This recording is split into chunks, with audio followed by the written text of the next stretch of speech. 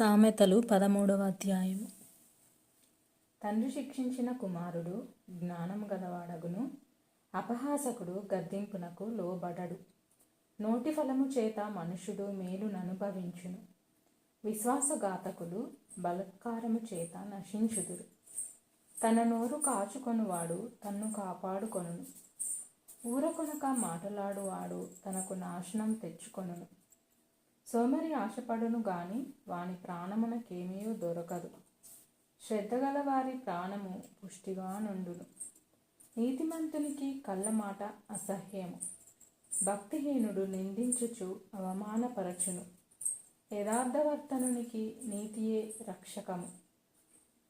భక్తిహీనత పాపులను చెరిపివేయును. ధనవంతులమని చెప్పుకొనుచు లేమిడి గలవారు కలరు, దరిద్రులమని చెప్పుకొనుచు బహుధనము గలవారు కలరు. ఒకని ప్రాణమునకు వాని ఐశ్వర్యము ప్రాయశ్చిత్తము చేయును, దరిద్రుడు బెదిరింపు మాటలు వినడు.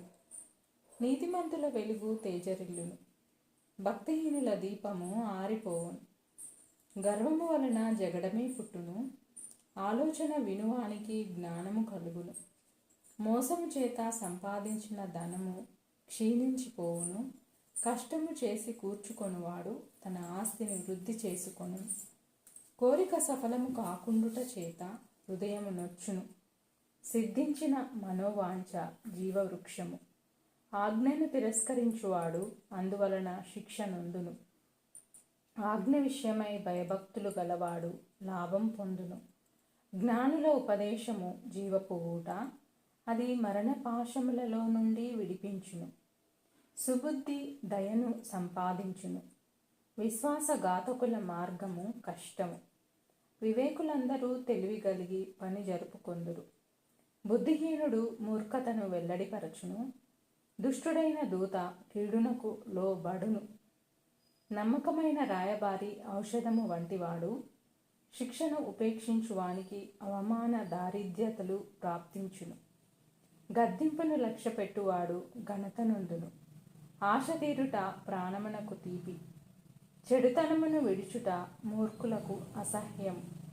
జ్ఞానుల సహవాసము చేయువాడు జ్ఞానము గలవాడగును, మూర్ఖుల సహవాసము చేయువాడు చెడిపోవును.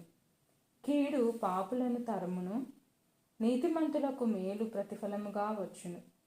మంచివాడు తన పిల్లల పిల్లలను ఆస్తికర్తలుగా చేయును, పాపాత్ముల ఆస్తి నీతిమంతులకు ఉంచబడును. బీదలు సేద్యపరచు కొత్త భూమి విస్తారముగా పండును, అన్యాయము వలన నశించువారు కలరు. బెత్తము వాడని వాడు తన కుమారునికి విరోధి, కుమారుణ్ణి ప్రేమించువాడు వానిని శిక్షించును.